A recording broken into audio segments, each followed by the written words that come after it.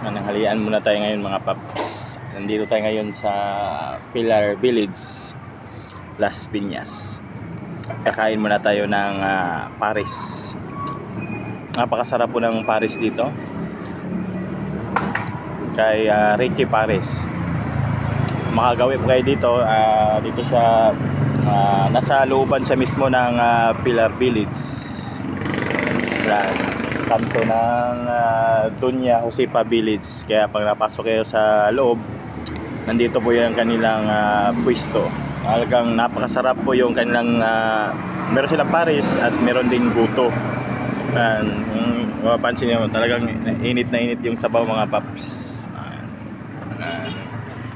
Nakita natin. Napakasarap po.